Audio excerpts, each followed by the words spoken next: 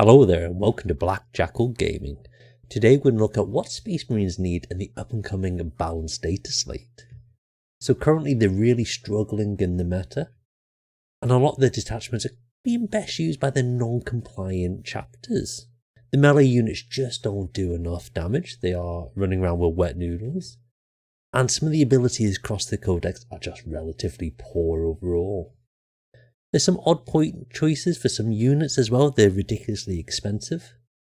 They really need to stop nerfing the good units while not raising up the poor units. So currently looking at their ranking in the meta, no matter how you look at the metrics, if you're looking at size of the tournament, which detachments, whether it's non-codex compliant chapters, if it's new players, old players, the different countries having the different metas based on the price of the models.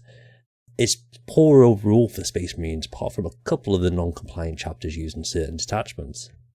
They're currently hovering around a 39 to 44% win rate on a weekly basis, and as far as it goes for the Codex Space Marine detachments, and not using any of the specialized units from the likes of the Blood Angels and that, they're really not finishing that high up in any of the tournaments at all. They're really struggling for top place finishes. When you look throughout a lot of especially the larger GTs and the Opens, they're not really getting within the top 25. Even in the smaller tournaments, the only time they're doing relatively well and finishing the top 5s, there are RTTs, and sometimes it's just down to the meta of the local tournament scene. They did have that one list that did quite well in certain circumstances on certain boards, and against certain armies it was a 50-50, and it was a bit luck-based, but you could hit quite hard. But on the last couple of Balance Dataslates, they've really hit them hard with the points and how you can utilize the units, which is a shame really. If you've got one good detachment that's doing well, and they hit that hard when you're middling army, it really shows that GW doesn't really know how to balance Space Marines. And they keep using this excuse that it's only new players playing it, and that's why they do so poorly, but this just doesn't show in the data. There's multiple different data sets that you can look at that shows experienced players and new players, and it shows them how they're doing throughout each part of the tournament, what brackets they're going into, how they're doing against weak and strong armies and experienced opponents, and across the board they're struggling on all metrics. So what do they really need? So there's a lot of battle shock stratagems and abilities, and they really need reviewing. They were written at the start of the edition when they really wanted to focus on battle shock and it being this cool little mechanism to add a little bit of fun to the game and take away from your opponent's armies. But ultimately it rarely comes off, and it doesn't exactly do too much. And there's too many abilities and stratagems based on this that, against a lot of armies, you're almost guaranteed for it to not go off. So they really need to review all of them and give them a good rewrite. Some of the melee units just need a buff because they don't do anything. When they're running around with strength 8 weapons at most, and often going up to ballistic skill 4, and they've only got 3 attacks, there's not an awful lot they can do with a -2 damage. They can't go into armor, they can't go into really durable units, and then they're wasted on the likes of your T3 bodies. They're in a weird position where they don't really go well into that much unless it is a T4 Space Marine body. Some of the characters are really in a weird position where the datasheets and abilities aren't too bad, but the points that they're currently on doesn't really encourage you to take them and lose access to the specialized units in some of the other codexes. Why would you swap out these characters when the other ones already have good characters and they have all the specialized units to go along with it?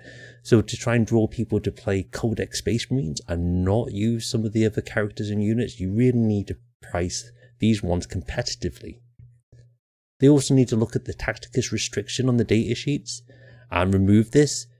Firstborn should be able to ride in Impulsors, and Primaris should be able to ride in Rhinos. There should be no restrictions on any of the transport for a Firstborn body or a Primaris body. Right, you can have some restrictions based on Gravis and Terminator Arm and the likes of those, but your bog standard Space Marine Firstborn and Primaris should be able to ride in all of the transports. And some of the data sheets need a review, especially the first company. I can't believe this has gone through Balance Dataslate after Balance Dataslate being completely unplayed because it's just a terrible detachment. It needs to be really bumped up so people can use the cool models that they have access to. There's some veteran units that if they were good and the rules were good, people would play with them. but they're just not at the moment. So what melee buffs do you need to give to make them a little bit more usable on the tabletop? So I quite like the Ancients and the Judicia, and they should be able to allow to join units that already have characters leading them. They are an additional support, and they don't really hold up on their own. Getting the additional OC is quite nice with the Ancients, and they have a couple of different powers that can go off as well. And the Judicia Fight First is really good, but then you are losing access to the likes of the Chaplain's +1 to wound. Now, if you could have both, that's really going to make the Blade Guard Veterans look very interesting on the tabletop. There's a lot of keywords that they could add. Across the board for melee weapons, there's barely a keyword to be seen, really. You've got Devastating Wounds on Thunderhammers and Twin Linked on your Lightning Claws, and that's essentially it. They need to look across these and a couple of anti-weapons to say your Power Fists, maybe an anti-vehicle in there, mix in a couple of anti-walkers. Maybe the Chainswords can get an anti-infantry even if it's only on a 5+, so they can go into slightly heavier units. Across the board, they need to review the melee weapons because they just don't do an awful lot. They need to give the Blade Guard Veterans both of the buffs rather than choosing which one they want at the start of the turn, whether they want to be re-rolling ones to hit or re-rolling their invulnerable save throws of 1. Just allow them to have both. It's not going to make them too powerful. They're currently struggling as they are, choosing either or options now. If they can have both, it's not really going to push them to the moon. The Assault Terminator's Battle Shock ability is terrible. I like a lot of the Battle Shock abilities. It just isn't fit for purpose. Now, if they change this instead of them taking a Battle Shock test, if they automatically fail the test, that could make them more interesting, especially if you combine this with units being unable to overwatch them when they're charging. That really makes them hit hard. It's like they should be. They're going to charge into battle, they're going to shock whatever there, and they're going to smash the hell out of it, and they're not going to be whittled down by incoming fire because they're causing shock and terror to what they're charging into. Just adds a little more oomph to the unit. And you've got a couple of instances of like you paired blades with your Incurses or your combat knife with your Reavers. Give them -1 AP.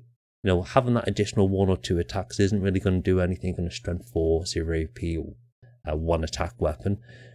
1 damage weapon, just give them the -1 AP to go along with it. Again, it's not going to push them to the moon, but it's going to make them more interesting. And the Terminator Sergeant, I don't know why he's got a standard power weapon. Why would you want this 1 damage weapon? Give him the Mastercrafted variant and make it damage 2. Why are you going to take that over a Power Fist? It just makes no sense whatsoever. And the Outriders, currently, they've had 2 points drops and they're still really struggling. They just don't do a lot of damage unless they're charging into a T3 body. They don't do an awful lot with the strength 4 -1 attacks. They only come in with the 5 attacks anyway. So why don't you give them the additional attacks on the charge like they had in 9th edition? Just give them an extra 2 attacks on the charge and they actually start to look a little bit more interesting.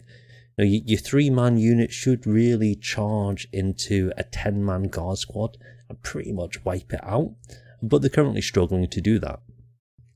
So what are they going to do with the non-compliant chapters? Really, when you look at them across the board, a lot of the time, the likes of Dark Angels and Blood Angels and Space Wolves, they are taking the Codex Space Marines detachments, but they're taking all their specialized units, which are making it much better, which makes these detachments actually look quite good in the meta. But when you see who's actually running them and getting the wins, it's not your Codex Space Marines units and characters. It's all based on the fact that you get these extra goodies from these additional codexes. So if they want to really balance it, they should lose access to all the detachments, but keep Gladius Task Force. Because one of the reasons for this is just too difficult to balance. If you've already got 7 detachments with all those data sheets and characters, and then you mix in all the specialized characters and rules from the other codexes, you're really struggling to get a balance because you can't pin it down to exactly what is making a detachment or an army good, because there's just far too many variables. And then it makes it much easier to focus down on how each detachment should operate and how each chapter should operate, especially the non-compliant chapters, because they have their own codex, and get them to focus on that, because that's what they've been written for. There's really no reason to take a lot of the characters in the Space Marines codex. They're quite pricey, The abilities sometimes are quite good, but they are a bit hit and miss. There's a couple of restrictions on how you can use them and what they can join to, which really makes them difficult to use. And what taking them actually does, you lose access to a lot of the other units. Like if you wanted to take, for example, Shrike, well, good luck, you can't really join them with anyone, and then you're losing access to your Death Company, your Thunderwolf Cavalry, even though they're not too good, but they could be with a point reduction, or your Black Templar units. You're losing access to everything. Are you going to take him, or are you going to take Azrael? He's a really, really good character and buffs literally everything he's in. So they really want to make them really competitively priced. So you're encouraged to take your Codex Space Marine characters. So again, it just comes down to there's far too many options to stack on top of your Codex Space Marine datasheets to use those rules and really get the best out of them. Like when you've got your gladiators in your Black Templars, and for an extra 5 points you're taking a multi-melter, and then you're getting your Iron Storm with that. Well, straight away, just by using Black Templars, you're spending a couple of 5 points here and there, but you're substantially better than what you could do if you're in the Codex Space Marines, because they have access to all of the options. And the only option that could perform even quite well in Iron Storm is Iron Father Feroz, but he's not actually an outstanding data sheet. He's probably not quite as good as the Tech Marine anyway, so you're really going to lean into the Tech Marine who's cheaper and does a little bit more. So looking at the detachments, the first company does need a real review. It's really struggling at the moment. Across all of the enhancements and the stratagems, they need to remove all the caveat that is based on being below strength or half strength, and just give them the stratagem and the enhancement. It's not going to push them to the moon, and it's currently really hard to really dig into the army. If you've got a Terminator squad that's only okay to begin with, and your stratagems and enhancements, they go off when they're below half strength, well, what's 2 Terminators going to do? Like, realistically, what are they going to do? You're making them better, fair enough, but it's just an okay data sheet, so you're not exactly getting much out of it. You've got to take a punch to try and give one back. The detachment rule of being able to re-roll the wounds for the Oaths of Moment target, they should really have this every turn. And maybe put a restriction on it that it can't be used in vehicles, it can only be used on the veteran units, so you can really lean into it. Just having the ability to have a detachment rule that goes off once a game isn't really that great. They should probably look at making Terminators, Vanguard Veterans, Blade Guard Veterans, and Stone Guard Veterans battle line, so you can really lean into these units and focus on them, especially if you want to take smaller elite squads of 5. Being limited to just 3 units of 5 does make it a little bit more difficult, especially the Blade Guard Veterans. If you want to run them a little bit smaller, there's only 3 men of the unit, so there's not much they can do, especially if you've only got 3 times 3 of them. The Stormlance, it needs to have the mounted keyword removed from all of the stratagems and enhancements, and that would instantly make this a much more viable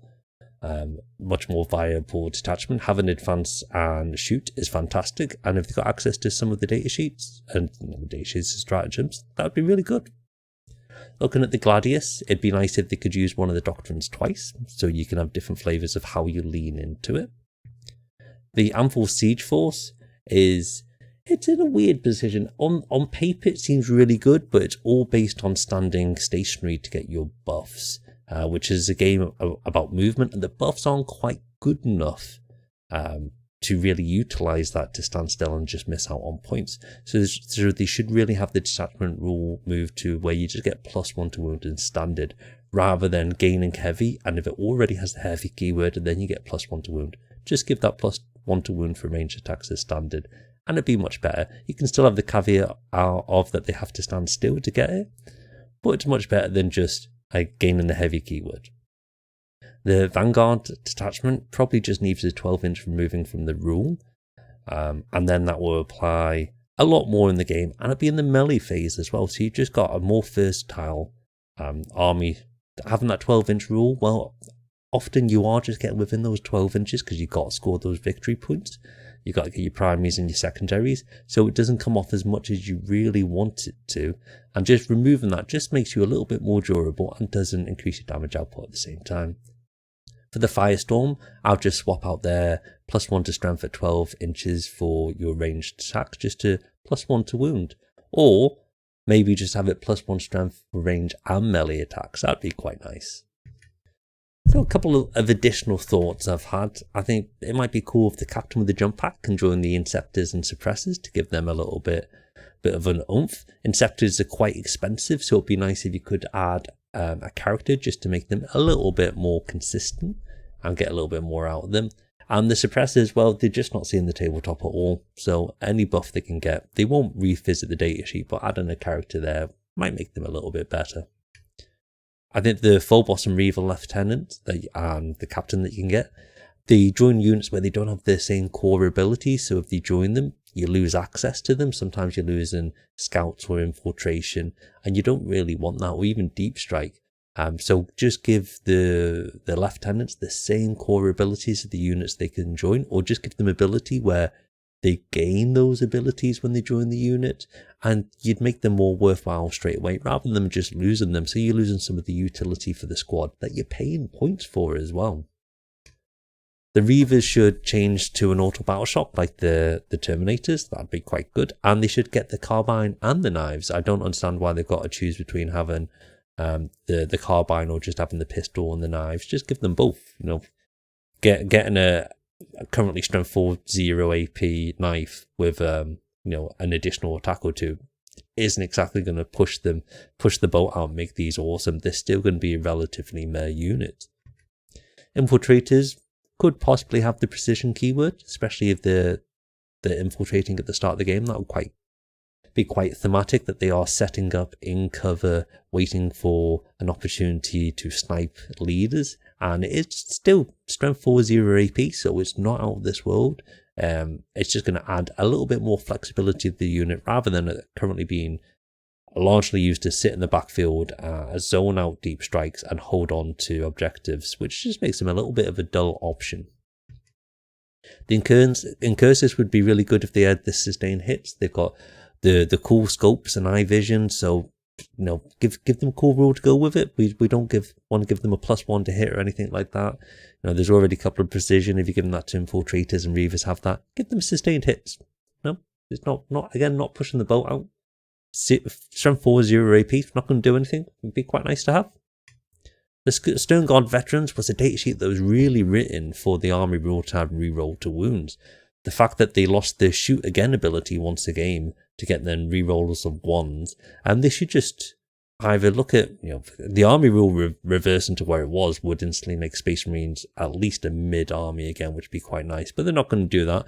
So the combi weapons are dead at the moment, so they can either give them another shot, make them BS3, that would be quite nice, and maybe change the rule for rerolls to 1s instead of going into the ultra moment target just to all opponents. That would just make them instantly more viable, because they're probably just going to drop the points again, which they keep doing with the Space Marine units, and it's like, well, they just get cheaper and cheaper, but they're not getting any better, and they just get more and more hoardy. They're not super durable, and they don't do any damage, so they just kind of sit there for a couple of turns and then disappear. It's not the most fun to play with, really. If you liked the video, hit the like button, subscribe to the channel to view all extra content. If you want to support the channel, consider popping over to Patreon or getting a membership on YouTube. Take it easy, I'll see you next time.